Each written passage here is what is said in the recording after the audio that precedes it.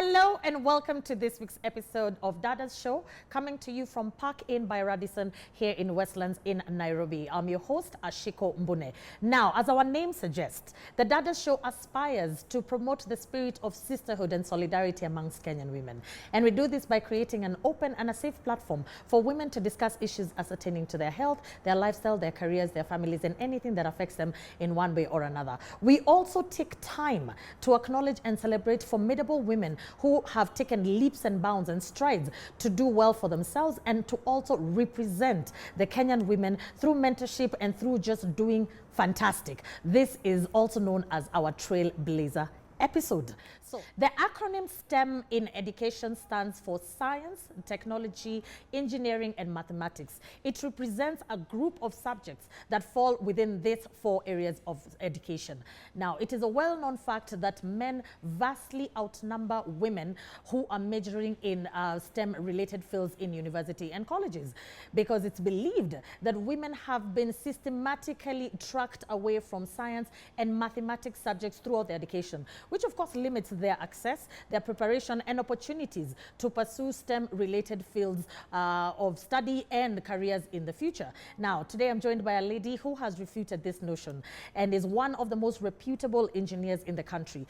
Now, if you think that's impressive enough, she has said, no, I am not going to move ahead by myself. And she has also done formidable work in inspiring and mentoring young girls who want to pursue STEM-related courses and also to pursue STEM-related careers in the future. Who am I talking about? You'll have to wait after the break to meet my trailblazer of the day. Now, as always, I welcome you to join us on all our social media platforms at KBC Channel 1 and our newly launched Facebook page at Dadas Show KBC. So it's a newly launched page and we're very excited to have it. We want to hear from you. Give us your thoughts, your opinions, your questions on this and any other episode that has actually taken place. Now, before that, let's get into today's feature of the day.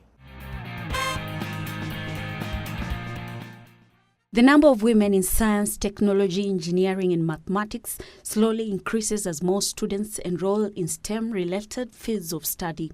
While it is known that admission into university in Kenya is based on marks scored in high school and the cut-off points, it is also possible that there are other factors influencing the choice of engineering and applied sciences courses among female high school students. Engineer Jennifer Gashe loved mathematics because it was straightforward compared to other subjects. I started school at Kachi Gujarati Hindu Union, known as CJHU, in Roland Gala Street, Nairobi. And I think this school was established by the Indians who would come to build the railway. When I was there, the Indians, they normally like mathematics and such kind of things. So I gathered a lot of passion for mathematics. Our headmaster was called Mr. Patel, and I can tell you that I used to get 50 out of 50 in my mathematics. So when I succeeded in my sciences, I was called to the Moi Nairobi Girls, otherwise known as Cubs. So I'm a Caberian. And when I was in Cubs also, we had this awesome teacher. He's the late Mr. Gola. He was so good in chemistry. So even throughout my life in Cubs, I was getting A's in chemistry. And I was always in the top 10, although I never managed to clinch the number 1 position. For me, I was an all-round student with a bias in sciences. So when I was there, I at that time, I couldn't make up my mind the profession that I wanted to do because I was split between being a pharmacist, being a veterinary doctor, being a food technologist, and being an engineer. So when it came to the time of selecting the courses, I selected them. I think 3. I think at that time we were allowed 3. At the university, Engineer Jennifer was not intimidated by the number of male students in her class. I was called to the Jomo Kenyatta University of Agriculture and Technology then. And now, upon going there, I found myself, we were 2 ladies in a class of 30. So it was 2 ladies versus 28 men. The university was transitioning from a college to a university, so there was a lot of practical work. So I spent a lot of time in the workshop. Do you know the first time I went to the workshop, I could actually feel the metal chippings on my hair because we were drilling, we were being taught about how to drill, how to saw, how to mill, and then we were also doing a lot of technical drawing. And I remember really sharpening my pencils and working with all kinds of pencils in order to groom me to become an engineer. As she scaled up the ladder, she was not afraid to take on challenging roles. That work, it was not in engineering, but it was in marketing and advertising, and my title, I was an account executive. And then for me, I always knew that I never wanted to do the same thing over and over again. So I was somehow clear that I really didn't want to go and work in manufacturing. So then now I went to Kenya Bureau of Standards and I started drafting standards, and I got to work also in some exciting sectors like the oil company. I even asked for an attachment at the Kenya Petroleum Refinery so that I can learn about the process of the refining of oil. I worked also with rubber and rubber products, that is the tires, and also with LPG, liquefied gas. So again, I resigned on this side and I went and kicked off my job at Kenya Power. I was first posted to Lamu. So when I finished my graduate trainee program, Kenya Power could allow you to go for another interview. So I had wanted to work in an area whereby you deal with different technologies and different power. So I went to work for the capital planning department. And then when we had another interview after our trainee now to be posted. So when I went for my interview, I was posted at KenGen. So now we are on employer number what? I think that is the employer number 5. Number 4. Number 4. From regional reach to 1, 2, 3, 4. Yeah, now I joined with KenGen. Normally at the East African community, you're given a contract of 10 years, and then after that you need to move on. So when I was at the East African community, so I stayed for the 10 years. When my contract came to an end now, GIZ also were looking to employ an expert who can also help them to continue supporting. They're a development partner. They also support projects there at the East African communities. Now I practice as an engineer. I just practice my profession because even right now I work with people who want to manufacture, but I also work with governments to try to explain to them why they should enable industrialization, because it is one of the only ways that we can actually create jobs for our youths. Women in STEM find it hard to make it at the top in organizations. While serving as chairperson at Institution of Engineers in Kenya, Jennifer adds that there are many challenges women in STEM face. Some employers, they don't like it when women have to get babies and the time they have to go off during maternity. They may not have enough facilities to also cater for the women, even having nursing room. Women don't have equal pay as men, even though they do the same amount of work. Maybe some people do feel that the women should be paid less, so there is that kind of an equal pay. You find that in engineering you have to wear the protective wears, and many times these protective wears are not made for expectant women, so they don't have these PPEs which are made for maternity women. So now we are calling for stronger policies to also protect women. For Dadas Show, my name is Miriam Masava. Welcome back. If you're just joining us, this is the Trailblazer edition of Dadas Show. It's a show that is dedicated to celebrating women who are representing women not only on the local but in the global scale, and women who are mentoring and charting the path for us to follow, breaking glass ceilings and surely making all of us proud. So as mentioned, my Trailblazer of the day is Engineer Dr. Damaris Oyaro. Can we give a round of applause for our Trailblazer of the day? I'd also like to acknowledge my wonderful audience and you at home for taking time each week to sit with us as we celebrate and also as we discuss contentious issues affecting women and girls across the board. So to start us off, you know, we were just discussing your accolades upon accolades and upon accolades and your achievements and everything that you have done. But before Damaris became Engineer Dr. Damaris, tell us a little bit about yourself and your childhood and your upbringing. Thank you, Ashiko. During my childhood, I grew up in Nairobi, born, raised, and bred in Nairobi. Yeah, I'd say it was in a humble family, not by scientist parents. My parents were accountants. Yes, so I grew up, and my beginning was in an estate nursery school where we could walk, come back at home, as usual, sing the Askia Sauti at lunchtime, and go home at 2. From there, I moved from my local nursery school to primary, Olympic Primary School. I schooled in Olympic Primary School, did my KCPE, then moved to Moi Girls School, Nairobi. During my primary school, I could identify with the subjects that were really me. Mm-hmm. You could easily tell I could easily ace maths, sciences. But when it comes to languages, there was a small gap. Though in primary, you cannot tell exactly where your strengths are because Absolutely. you tend to get everything and everything. Now comes to high school, where now the languages become languages. We have the Farsis, the oral literatures, the Yes. poetry, shairi, and all those things. And then that's when your strength, you can start seeing your strength. Because come again, those days, we never used to have people like mentors. We never used to have career days. Yes. You just move and move and move and move. Most of the careers we were getting to see when you're feeling that thing for the university.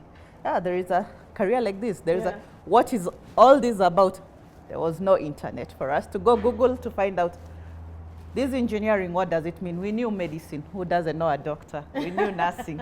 We could see them all over. Yeah. But there are people like the engineers, the psychiatrists, the sociologists. We never used to know these careers. So here I am in high school. We are even choosing subjects. I have no even idea what all this is about. So you end up dropping a subject. Then when you go home, you tell your parents, by there I dropped that subject. I had dropped physics. Because of the influence I had from the older girls in the school. Yes. They could tell you that's the toughest subject you can take. Yes. You're combining physics and maths? No. Most girls don't do that. Yeah. Out of a stream of around 130, 140 students, around 32 were the ones doing physics. Yes. So I was like, I can't be among those ones. Let me move and do accounting and business. Luckily, my dad had identified my strengths from the exams we had done here and there.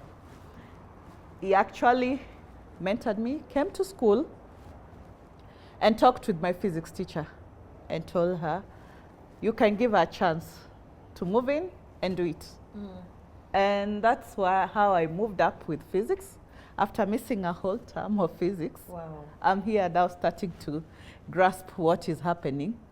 But at the end of the day, the results come, I'm still #1 out of the 32 students doing the physics. So that's how now I identified this is something I can carry on with. And maths, of course, was easy. Chemistry, biology, we were doing it. So I did on science and geography. So those are the subjects I enjoyed so much. I was also doing social ethics, but it reached a point that I was doing many subjects and I was told to drop one. Of course, it went with the social ethics. Yeah. Yeah, because a lot of theory was not my cup of tea. So I moved up with the sciences, and I happened to do very well in them. And now came KCSE, we've passed. Now we are looking for a career. Career #1, of course, is medicine. Yes. Everyone wants you to do medicine. If not medicine, the affiliates, dental, pharmacy, and all those things. Yes. But in my head, I'd studied, when we leave Nairobi and go to our rural home, water was an issue. Going to the rivers, if, you know, long time ago, there were no these big tanks. Yes. You either do the concrete tank, which could leak most of the time. I don't know, the technology had not hit. Or there are small metallic tanks that you could see them in the artists and Juakali places. Yes, yeah. Yeah. So you go there, if you finish the water from the rain, we need to go to the rivers. I could see girls struggling. It was not so easy. So I was like, if this is the daily lifestyle for girls and women in the village, I feel sorry for them. Yeah. Yeah. Then there are also the wells. But I realized when you use that well water, it never used to auger very well with the skin. Yes. So there was something wrong. So to my understanding, I was like, I need to help my people back home. Yes. They need something. So that's when I was seeking for a career that could resonate with the problems that we are having back at home. So that's how I found myself doing civil. Civil engineering. Yeah, after being forced to do all the medicine and the rest, but I ended up in the civil class. And right from the word go, I had settled my mind. I'm here not because of the structures, not because of the roads. Actually, it's like I'd shut my mind and I knew I'm pursuing water to the end. And that's how I grew my career in myself and gave myself motivation. Again, even in the university, no one was coming to mentor us. We had to make networks. By then, there were very few universities. I would say Moi University, JKUAT, and Nairobi were the ones offering engineering. There were no other universities. So, and being Nairobi in the city, we were favored. All the engineers, when they're having their conferences and the rest, they could come for us and invite us for their conferences and everything. And that's how I got exposures and networks. So I knew being an engineer is a good thing. Yeah, let's stick there. So now we're in university. We've already gone through nursery, primary school. You've already narrowed down on the path. You've done the courses that you were supposed to do to appease your parent. Now you want to do yours, which is civil engineering.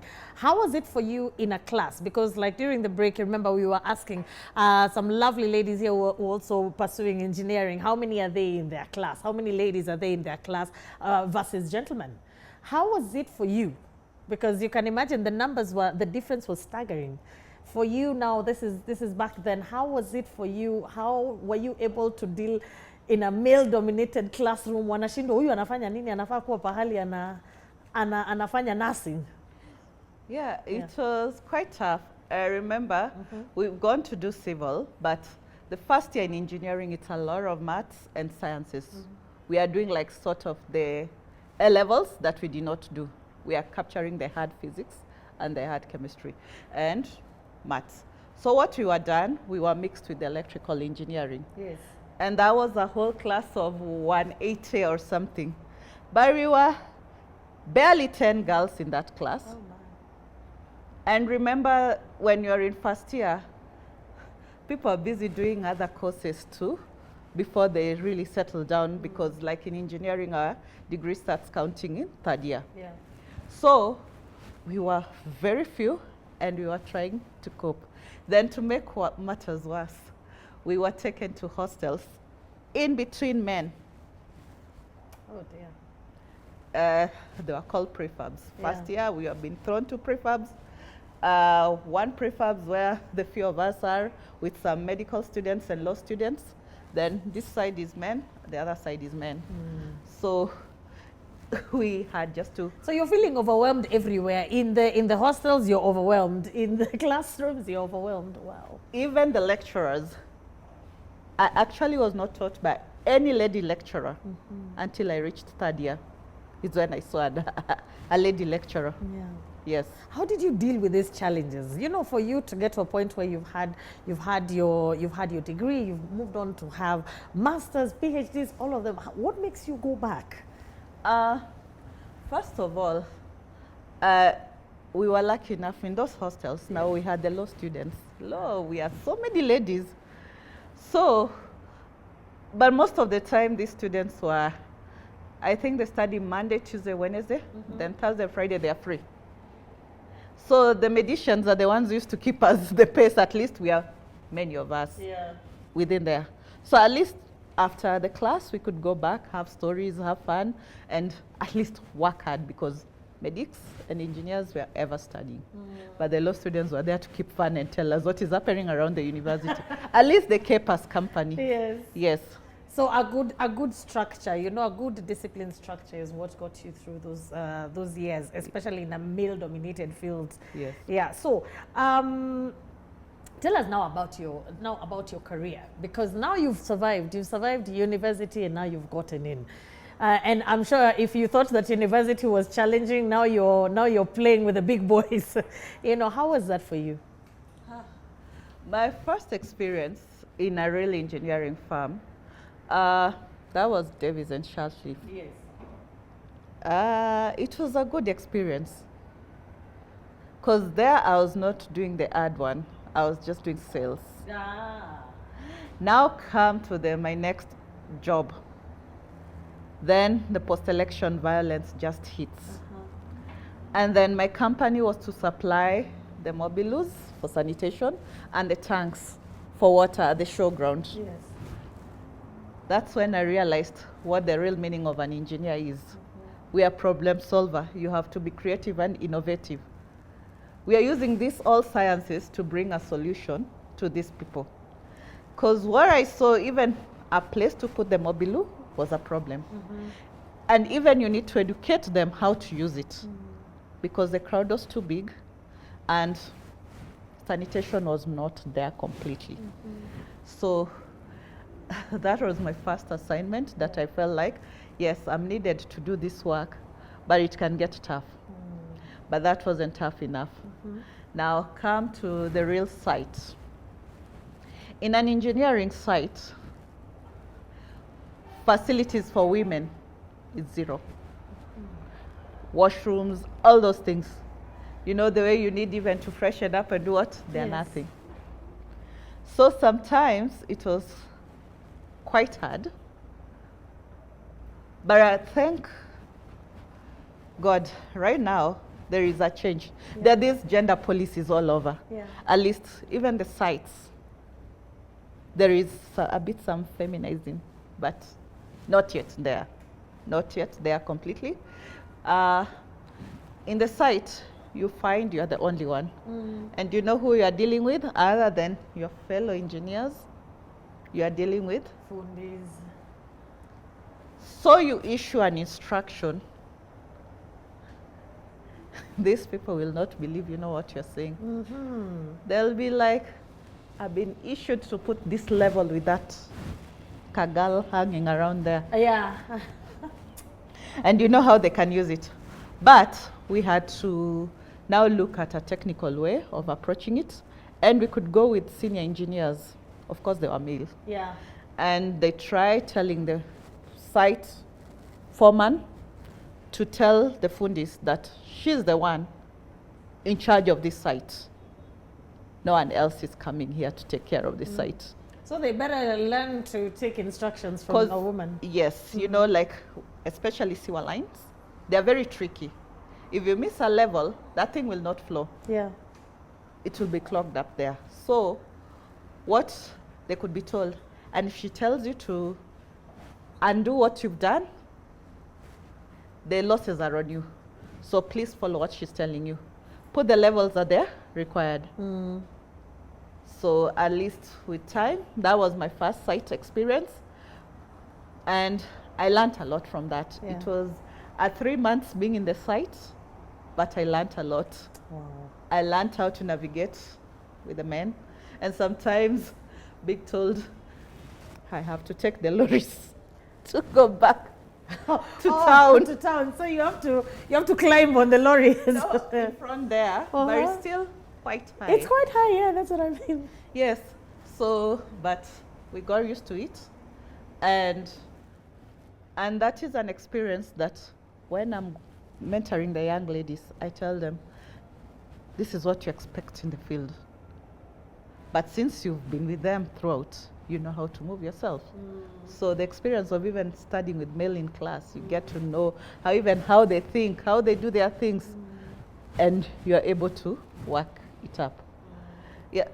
Yeah, that's very encouraging, and I think it's also encouraging to the ladies here, because I think when people think about engineering, you're thinking about being flung, but you've said something that I would also like, for those at home who are watching to take home. You said from studying with them, you actually, you understand, you get to understand them, you get to understand the nuances of male engineers, and by the time you're in your career, at least you're well adopted.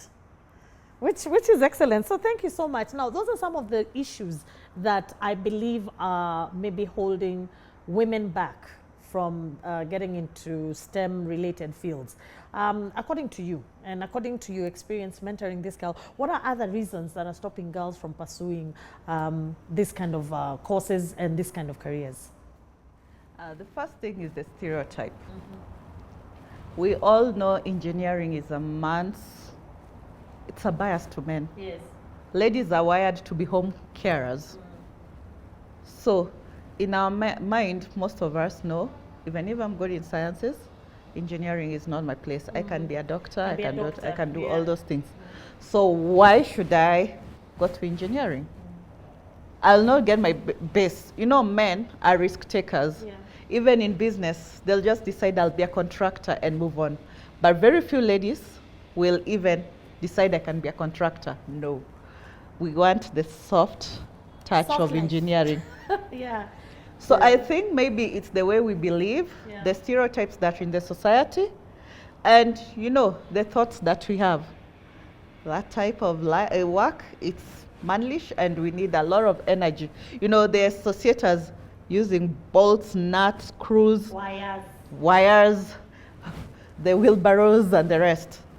But in reality, as a rail engineer, we do the design and we direct the people doing the actual work. And now there is a lot of machineries. Now we direct them how to use and all those things. It's not so energy oriented, but it's your creativity and innovation into space. And one thing I would say, as ladies, leaving this space for men has been an hindrance because we are letting the men design our cars. How comfortable are we in those cars? We need women type of things. The kitchen, that's where most of us go to. Most of the equipments have been designed by the Philips, the Samsungs. It's men who are designing them for us. Why are we leaving this space for them? We need also to bring our creativity into it. This is how we'd like to bake our stuff. We need a comfortable baking space like this and this, but we are letting men just think and put some standards for us. So it's something that we also need to venture in, knowing that with engineering, also the ladies, we are affected on how we bring out this end product that is needed to solve some problems that are related to us. Yeah. So it's something I we think should that's think such about a it. nice, fresh take on it. You see, some of us people who love being in the kitchen, sometimes there's certain equipment and gadgets you'll use and you'll be thinking, who designed this thing? You know, have you ever noticed sometimes you walk into your kitchen and you're using something and you're like, who designed these things? If you look at the cooker and then look at the size of the sufuria, if you're to put two sufurias together sometimes, zinashikana, you're like, why wasn't there any space that was created? And I love that, and that's a call to action to, you young ladies here who are pursuing, come and design things that look like us. Have you seen a mirror or a gadget that looks and you're thinking, ni mwanaume alitengeneza hii. Hata gari, how am I going to fit here? So that's a really fresh take. Let's carry on. Which other hindrance do you think women face when it comes to pursuing these subjects? Also, societal issues. I'd give like a life experience. I'd gone to Ortum. Ortum, they do a lot of onions, but they are drawing water from the stream. Sort of. They know the regulations from the Water Resource Authority, but I know they're abstracting excess. So you land there, Ortum, the men, it's a men's society. So I landed there. I was to do a water supply for Ortum town and some sanitation bits.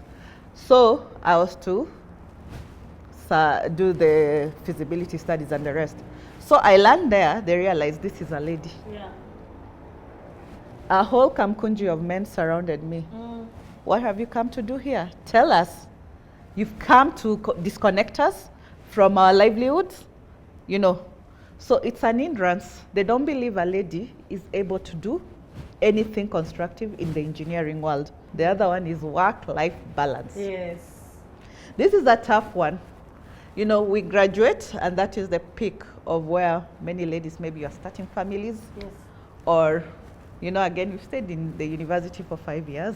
You've maybe worked for 3 years so that you can be registered. Yes. That is obvious. Now is when you want to start work.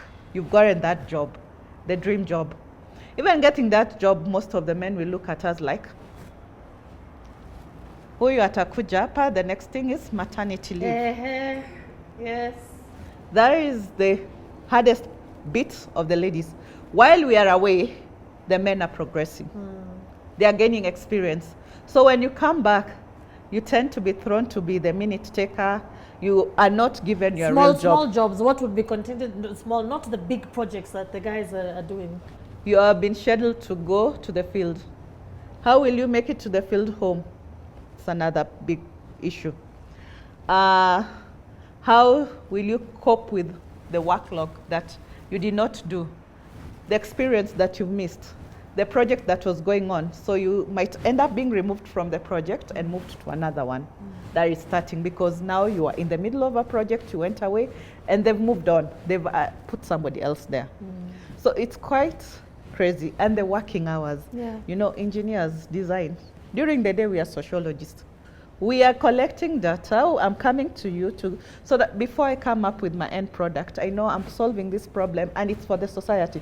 So during the day, we are sociologists. We are talking to people. We are collecting data. But in the evening, that's when an engineer is busy designing. How will now this come with me taking care of my kids, taking care of the family and all those things? So the work-life balance is quite another issue for the ladies compared to our male counterparts who will just get a kid. I mean, it's not their responsibility. It's not their responsibility. They bounce and move. It's quite a big challenge that we've experienced. Then lack of role models. Very few ladies engineers. Not only in Kenya, it's a problem in the whole world. It's a problem globally. And that's why we are so happy that we are fortunate enough to actually have you here as a role model. So we're going to take a very small break and then we'll come back for the question and answer session. I'm sure you at home have very many questions for Engineer, and my audience here also have very many questions for her. And remember, this is the Trailblazer edition of Dadas Show, so don't go far away.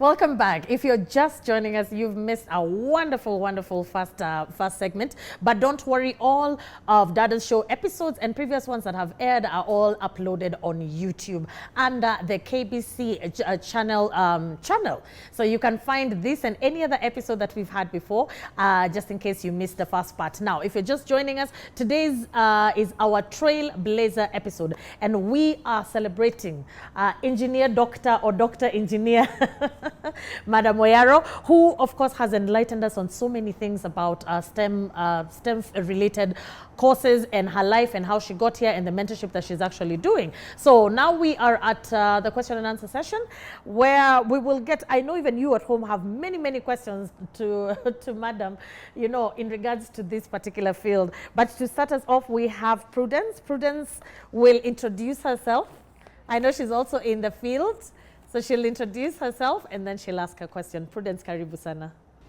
Okay, I'm Prudence Chengo, currently a student at the Multimedia University of Kenya, pursuing mechanical, manufacturing and engineering. Wow. So I had a question to Engineer Dr. Damaris, kindly. So we have the IEK board, and when most of us, maybe we come to learn about the opportunities later on, like in third year, fourth year, maybe because the school doesn't expose it as well, or you don't know about it since you join it. You just come to know through your friends or something else. But still, it's just in the media. We don't get this mentorship to know what is IK, like what do they offer to us, how does it help us. Like, will you kindly just tell us more about IK and like opportunities that it gives us in our fields and how just it helps us generally. IK is the Institution of Engineers of Kenya. It's a society which embodies all engineers in Kenya. It takes care of the welfare and the professional growth for engineers. So IK has now taken into its core mandate to mentor not only university students and the graduate engineers, but now we are also mentoring high schools and primary schools. So the mentoring opportunities that we offer, you being a university student, we normally do the first year welcoming, of which we encourage you to be a student member. And the opportunities that it presents is, first of all, we have our website, and we are available in all handles, Facebook, Twitter. We are very big in X and Instagram, the LinkedIn, and all that. So for you to keep up with the opportunities that are available, you visit our social media pages. Because we would not come like advertising in all the universities to all the Gs. We are quite a number. Kenya is big, the world is big. So first of all, our social media. Then why is it important to you as a student? First of all, the networking. You know, with networking is where we meet with our role models, our mentors, and there is a lot of advocacy that we do within there. And we do some trainings, and we do some courses for skills development, like branding yourself, how to write a CV. You know, as engineers, how we are sort of introverts, our communication skills are normally down. But with IK, we do all this so that by the time you are leaving the university, you are whole. So once you're a student member, you will get all these opportunities, networking. If you are looking for mentors, they're there. Role models, they're there. We also do courses on career development. We have such that we have all the various engineering, the civil, the mechanical, the electrical, the telecommunications, the chemical, all of them. We do mentoring, and there is a whole career week we normally have every year in March for World Engineering Day. So, but starting from last year, when the branches now became very active, we've decided that every year within our branch, we should visit the universities so that we bring in the message which IK has for all members, starting from the student category to the fellow members. So that's basically what we do, and there is a lot of benefits. Register with us and you'll enjoy. Thank you. That's excellent. By the way, that's really good. You know, having something that's covering, you know, a body that's covering and taking care of everyone. So I hope your question has been answered, Prudence. So next we have a question from Maureen. I'm Maureen Cheptop from Multimedia. I'm currently in my 4th year pursuing mechanical and manufacturing engineering. So my question was, many a times when we are looking for the attachments and internship opportunities, we tend to, it's scattered. So I was asking the IK, do they have like a place where you can actually link up with the companies, and you, in your platform, you can provide us with the places like vacancies in the different companies, so that it will be easier than as totally being scattered. Yeah, and the next one was on the funding. Currently we are doing our project, so sometimes the project is actually more practical, so you would want to go ahead and implement it, execute it, but the funding, do you like have a place where, a section where we can get the funds to go on our projects and stuff like that? I'll start with the beginning of IK providing internship. We normally, because we are big on industry linkages, so we normally get some internship. So from the internships we get, we normally advertise. And from the advertisement, the ones who've applied, they're the ones, they're shortlisted and they pick the best, depending on what is available. We've not gone full swing of getting like all our industry partners. We bring them on board and ask them to like give us this number of slots, this number of slots. Again, the students are many, so we cannot like satisfy all of them. So probably this is something we are looking at, how we can, again, you don't all of you go out of session together for internship. So this is something we want to structure so that at least most of you get some industrial exposure before you finish. Because you realize when you're, whatever we learn in school is so theoretical, you need the practical bit so that you're able to adapt to the industry. So it's something that is in place, and the future leaders committee is looking onto it so that we have a structured internship. And for the part for funding, IK as per se does not fund, but once we have calls with various grants, we normally also give it out to our members. So if an opportunity that you fit in, if maybe they want something to do with climate change and the rest, and it's part of your project, you can always apply for the grant. And also there are various places, depending on what you're doing, where like researchers, we get our funding. So it's a way of just going there and applying for the opportunities that are available. So as researchers, we have various areas. We know USAID normally has so many grants for us. We have the GIZ and some other development partners. So it's a way you can also move and even seek fund on your own from them, so that if your innovation is, or your research is quite applicable, they will always fund. So this is where now we say, when you come in most of our meetings, we normally have meetings, themed meetings. We have the annual convention that's always there. We have the EPC, where we expose you and network with the industry. That's where actually our funds come from. So you have to network with the real industry people, and they'll fund you. Let's say you're doing something on power. Kengen, they're very good. They can give you the grant. We have the KPLC and the rest. So it's you networking and going out. Don't be a student, but you have to network outside. Thank you. Thank you so much, Maureen. I hope your question has been answered. And then our next question of the day is from Natasha. My name is Natasha. I'm also at Multimedia University of Kenya, studying mechanical and mechatronics or manufacturing engineering. My question is, what are the steps that IEK and other institutions in Kenya are making towards innovation and integrating the various engineering disciplines? Because even in various universities and colleges, they shy away from innovating things because the existing ones are not broken, but they're not fully functioning to their full capacity.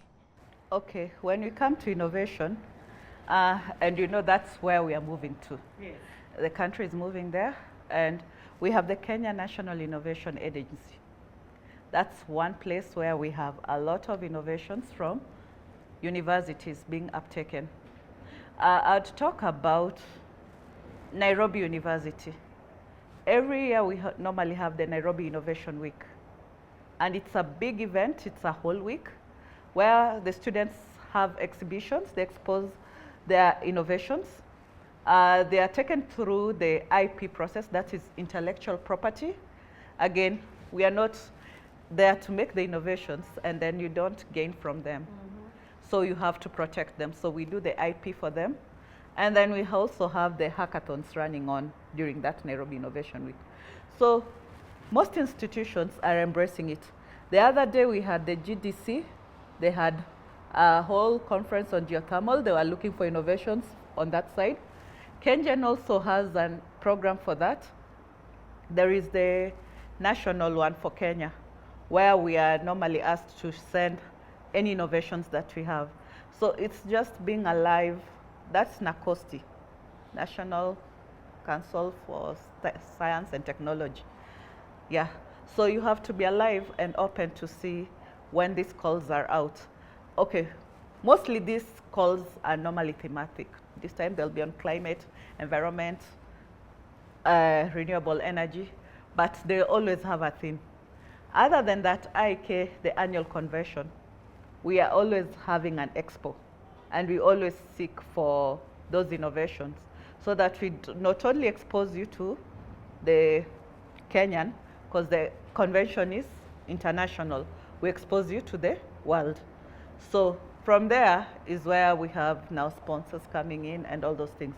So it's to be alive and follow most of these NACOSTI, Kenya, that is Kenya National Innovation Agency. For Nairobi University now we have it, and it's coming on. Kenya is moving into most of the universities, so very soon it will be near you. But Be Alive, NACOSTI normally has one, and Kenya normally has an expo for innovation. Thank you.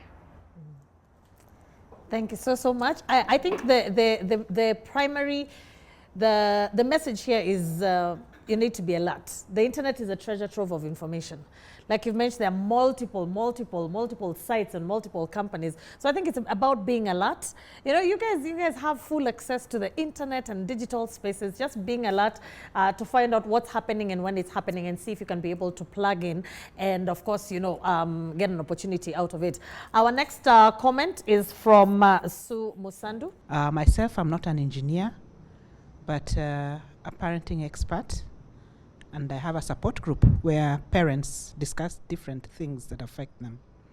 The last 2 years, I've noticed a trend, which I also think contributes to lecturers like Dr. Damaris Oyaro getting students. Yes. You find a parent has a child who has scored an A-. The child, even the girl, wants to pursue that career. But the parent says no. This is a very difficult course. Why don't you do nursing? You'll be able to go finish your studies and go and get a job abroad. And in the process, we are now killing talent or people who had potential to pursue these courses, and especially the girls. Because I tend to see it a lot with the girls. Or if a child wants to take physics, the mom tells you, physics was so hard for me. Don't take physics, you'll fail. But yet it's a child who has the potential and the ability to, you know, excel in the course. So parents need to also listen to their children. Sometimes our past affects us because we make our children make decisions, yet it's something which maybe a child can thrive and excel in. So for me, it's parents need to give their children a chance, listen to what they have to say and why they want to do the engineering. That's really well put, Sue. Thank you so much. As always, asante sana, Sue, for the wise words. That is definitely a message to you parents out there. When you're seeing your child, just the same way Dr. Damaris says, parents noticed, if she's excelling in subjects that are leaning her more to STEM field, you know, to the STEM field and courses, then encourage them. You know, your experience may not necessarily be her experience. Times have changed. So let's embrace change. Let's also encourage them to be more innovative because that's exactly where the world is going. So it will be very encouraging for more young ladies to be in these particular courses. And our final question of the day is from Miss Karen. Hello, my name is Karen. I'm a student at the Kenya Institute of Mass Communication, pursuing media technology. My question is, you are a very successful engineer. How do you balance parenting and engineering, being that both fields require a lot of commitment and submission? Okay, thank you for that enlightening question. Actually, work-life balance can be quite taxing for a career lady, but with the right mindset, you will always make it. You'll always have a way to get somebody to assist you in other tasks. You know, again, you cannot be like the doer of everything, like you have to do it so that it's perfect or anything. Yeah. So there are some things you have to compromise, and also your social time, sometimes you compromise it a little bit. Not to put off all your friends because you need them, but sometimes you have to put a backstop and progress in something, but not cut them off a little bit. For the children and all those things, the nannies, they come in very handy. It might be hard, but this is part that you cannot do away with. We need them. it's part of the society. We need them, because I cannot be at work and I'm thinking of the baby I left there, what she's doing, or what. I have to get a supportive nanny. So these are things that keep us going. Also, you have to have a mentor to pull you. When things go tough, have somebody you can go cry to, and they'll give you wisdom to move on. Otherwise, there is no like a manual of how you can navigate this. One will find it easier this way and another one this way. Work-life balance is quite a taxing thing, but we have to do with our surrounding community, the nannies, our parents, our sisters. They come in to help you. Thank you. Thank you so much. Karen, I hope that has answered your question. And I like what you've said. You've said there's no manual. And I think, you know, when you guys are, you know, you're about to graduate, you know, others will get married earlier, others will get, you may see, oh, but perhaps Prudence is acing it. Prudence has a job, she's got a family, she's got a career. And then now, you know, Maureen is over there wondering, why isn't this working out for me? I love what you've said. There is no manual. You work with what you have. So if you have a support system that you can be able to use, if you can be able to utilize a nanny, you can be able to use members of your family to be able to assist you. Remember, it takes a village to raise children anyway. So even us in other careers, we still utilize that same support system. And I like what you said about time management. Remember, your careers are very engaging. And sometimes you may not, like she said, the law students used to come to school for what, 3 days, and then the other days they're giving you guys information about university. So you'll have to prioritize on your time. If it's consuming a lot of time, be sure to dedicate some time for your own well-being, your family, to rejuvenate yourself, and also getting a mentor who's going to hold your hand and tell you, you know what, I know today is tough, and I know you're falling out with your husband, you're falling out with this person is going to tell you, hang in there, it gets better. So we have indeed come to the end of today's episode. I want to give you an opportunity to give us our parting shot, and then we call it a Trailblazer edition. So if there's somebody who's at home watching us right now, and this lady is either thinking about pursuing, you know, subjects within this 4 areas, which is science, technology, engineering, and mathematics, or is in 3rd year, 4th year, like our wonderful audience here, or just wants to get into the career, because it's a whole different areas where your inspiration and your mentorship would come through. If she's watching us right now, if there's a parent watching us, a teacher, what word of advice would you give them? The word of advice I'd give, generally, your thoughts will influence your feelings and actions. So have positive thoughts. Know you'll make it. Don't have the feeling that this is hard. You will always make it. So have positive thoughts about science, technology, engineering, and maths. People have done it. You'll not be inventing a wheel from the beginning. So it's easy. You can always do it. And there is nothing like it's a man's society. Everyone can do it. Yes. Wow.